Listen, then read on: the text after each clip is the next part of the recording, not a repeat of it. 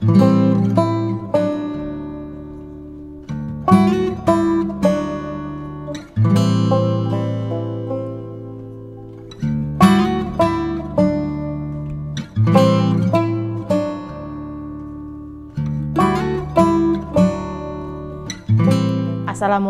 warahmatullahi wabarakatuh. Perkenalkan, nama saya Zikra Auranindita. Saya berasal dari Bogor.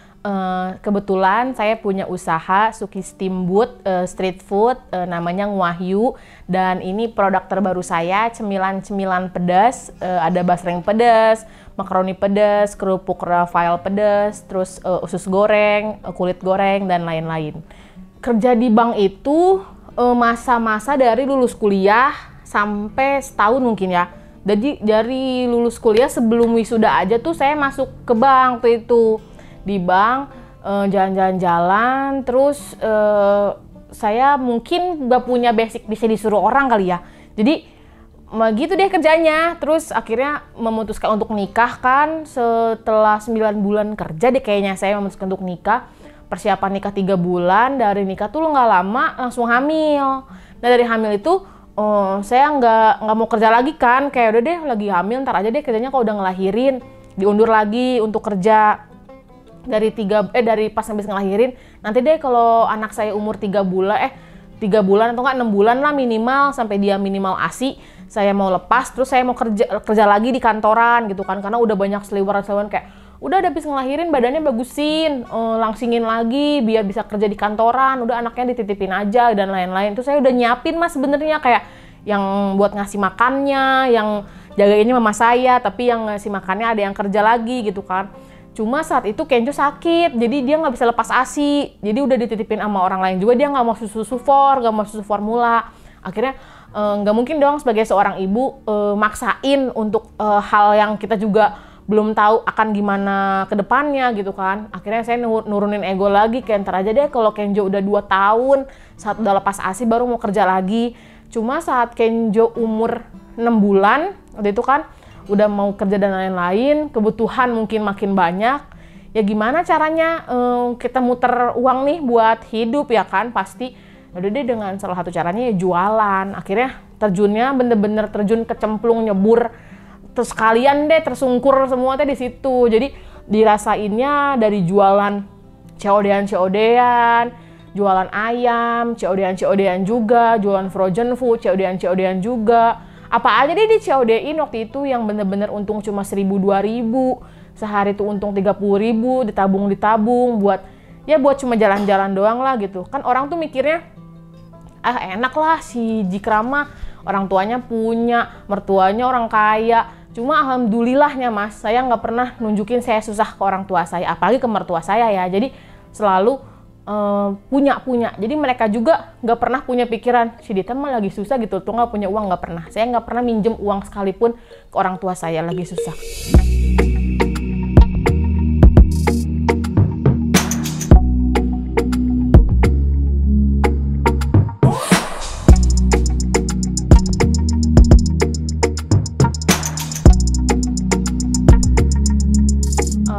Alasan kenapa jualan suki-sukian itu karena saya doyan banget sama Suki Steamboat yang ada di restoran-restoran pertama. Terus setelah saya dulu suka jualan frozen food, saya tahu harganya, saya tahu cara pengolahannya, saya tahu gimana cara ngolah kuahnya dan lain-lain. Akhirnya saya nyobalah bikin sendiri biar lebih untung lah. Awalnya kan dulu kan kalau steamboat cuma 60 menit makan 200.000 udah beres itu kan, sampai rumah lapar lagi gitu kan. Sedangkan di rumah saya tuh keluarganya banyak, kanan kiri tuh saudara-saudara. Dulu tuh awalnya tes foodnya itu ya ke saudara-saudara, jadi bikin kayak sekali panci banyak, saya bagi-bagiin biar pada nyobain. Ternyata pada suka, akhirnya ya udah saya jual gitu. Usaha dari awal pas punya anak baru terjun usaha ya, di mana-mana mungkin orang sebelum punya anak masih sendiri, masih santai, masih single, udah nyusun strategi biar dia punya usaha sendiri gitu kan. Tapi saya baru memutuskan untuk usaha bikin brand sendiri pas punya anak. Ya pertama ya karena kebutuhan hidup ya mas, karena tekanan hidup juga, tekanan kehidupan mungkin. Gimana caranya saya bisa menghidupi mungkin ya istilahnya keluarga saya. Walaupun suami saya kerja, nggak memungkiri seorang perempuan juga pengen punya penghasilan sendiri kan. Jadi saya bangun bisnis saya sendiri, saya rintis dari bawah gitu kan, biar ya usaha ini bisa berkembang gitu kan. Dengan cara membagi waktunya sampai sekarang banyak yang ngebantuin sih. Misalkan kayak anak saya dititipin sama mama saya, terus saya bisa ketemu mitra, terus ngedilin paket, terus saya bangun usaha sendiri kayak gini. Ada yang bantuin saya juga, satu orang, Teh Pupu. Terus bikin produk-produknya kayak gini, kayak gambar-gambarnya. Saya juga udah punya timnya, tapi masih cabutan gitu loh Mas, bukan yang karyawan saya sendiri. Makanya saya jual produk kenapa masih murah, karena saya belum banyak bayar tempat, karyawan, dan lain-lain gitu. Ngebagi waktunya sih itu sih sesempet-sempetnya aja. Jadi kayak untuk misalkan Senin, kayak suami saya kerja pagi, berarti sampai sore saya bisa ngerjain sampai malam. Kalau suami saya masuk malam, saya bisa ngerjain dari pagi sampai siang. Suami saya kerja, ya udah saya sama anak gitu aja sih. Jadi jangan sampai Kenjo kehilangan masa kecilnya juga, kan namanya seorang ibu, kenapa mau kerja di rumah biar masa kecil anaknya tetap kelihatan gitu.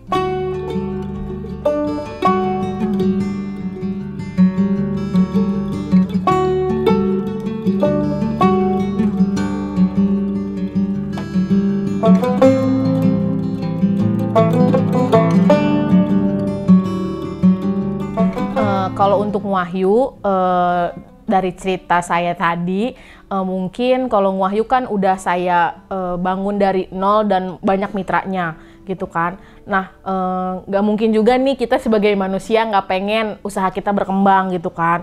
Nah, akar dari usaha saya yang kedua yaitu Cahel. Kenapa saya ngambil produk ini? Karena ini produk yang bisa dikirim ke luar kota, luar negeri, dan mana-mana gitu kan. Terus namanya orang Sunda suka banget sama yang pedas-pedas. Nah, di Bogor itu juga belum ada usaha yang keripik-keripik pedas gini yang jadi distributor banyak dengan tampilan bagus kayak gini yang bisa kita jual di tempat oleh-oleh, untuk dijual di e-commerce, atau anak-anak kuliahan yang bisa jual sama teman-temannya. Mengenang saya dulu suka banget jualan zaman kuliah, akhirnya saya bikin nih kayak gini. Dulu saya jualan merek orang lain, kenapa enggak saya sekarang jual merek saya sendiri gitu. Kenapa saya milih kuliner?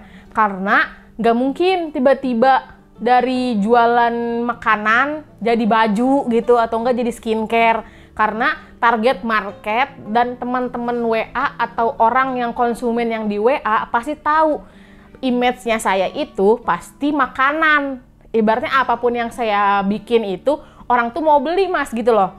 Jadi kan saya tuh suka masak. Misalnya saya cuma ngevideo ini saya masak mie rebus pakai telur cabai, tapi menurut mereka tuh itu enak banget. Jadi mereka mau beli Indomie bikinan saya gitu istilahnya.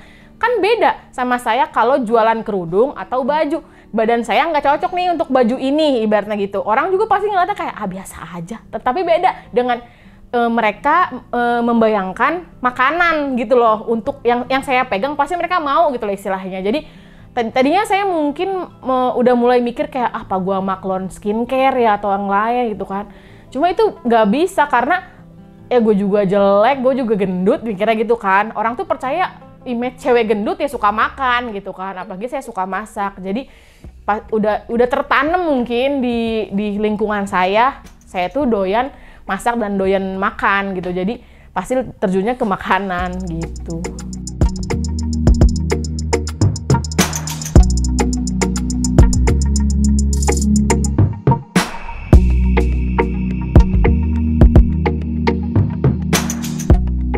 Tantangannya itu pertama orang tuh ada bosennya, ya kan? Gak mungkin orang tiap hari makan Wahyu gitu kan, tiap hari makan basreng, tiap hari makan makaroni gitu kan.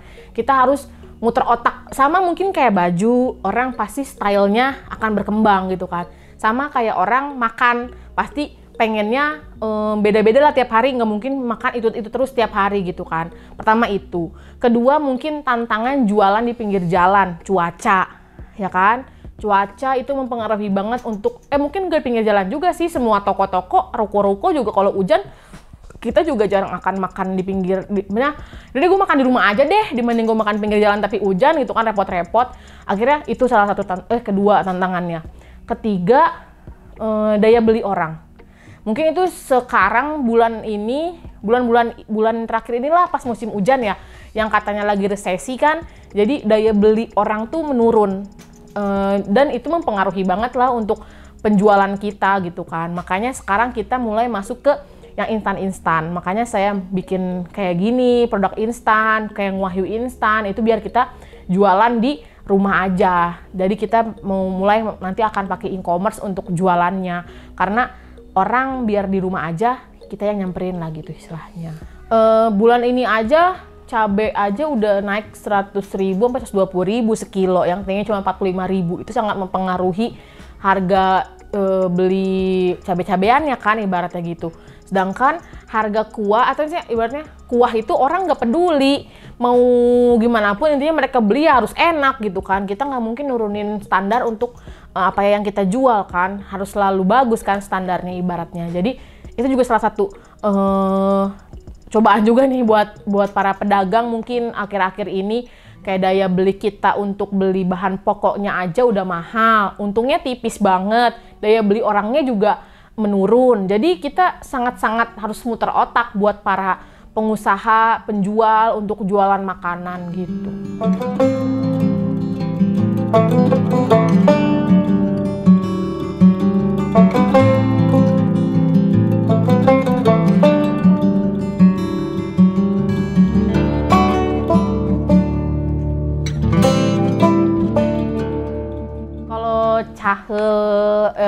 Cemilan instan ini yang pedas banget ini ada Instagramnya @cahel_cemilan Bogor. Ini kalian bisa langsung DM aja. Kita belum ada Shopee, Tokped dan lain-lain karena kita lagi ngembangin dulu nih biar banyak dulu stoknya, karena stoknya datang banyak tinggal sedikit, dan kita masih bikinnya masih rumahan, jadi belum banyak pegawai, kita masih sendirilah ngerjainnya, masih dikitan. Jadi masih sedikit stoknya, jadi masih di Instagram aja. Kalau untuk Wahyu bisa langsung DM ke wahyu.official, dan untuk nanya-nanya tentang franchise-nya juga bisa langsung nanya klik link di bio, nanti langsung WA, langsung saya yang bales. Ini kalau misalnya mau nyobain dulu untuk daerah luar kota, luar negeri juga kita bisa kirim. Tapi kalau misalkan pemesanan di atas 10 nanti akan dapat harga lebih murah lagi gitu kan. Untuk bermitra kita mulai dari harga 6 juta, itu dapat perlengkapan dan lain-lain, tapi nggak dapat boot atau gerobak. Nah paket 10 juta kita dapat boot portable yang kayak bisa jualan di di dalam mall atau di ruangan gitu, di toko-toko. Dan paket 16 juta bisa untuk jualan di pinggir jalan karena dia gerobaknya gede dan ada roda dan lain-lainnya gitu. Langsung di DM aja. Untuk bisnis di bidang kuliner harus pastiin dulu kalian suka sama produk yang kalian jual.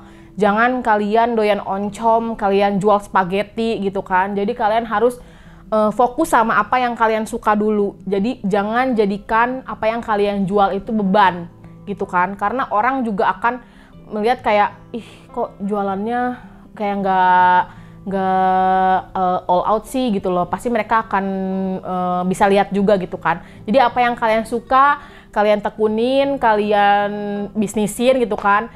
Itu akan jadi jalan buat kalian insya Allah. Terus untuk usaha makanan, jangan pernah nurunin standar atau high quality-nya dari sebuah makanan, karena itu yang akan ngancurin banget usaha kalian. Ibaratnya orang sekali 2 kali beli enak, pas ketiga kali beli nggak enak, beda banget rasanya karena kalian ngurangin bumbu-bumbunya atau ngurangin ingredients yang ada di suatu produk itu, udah kalian hancur.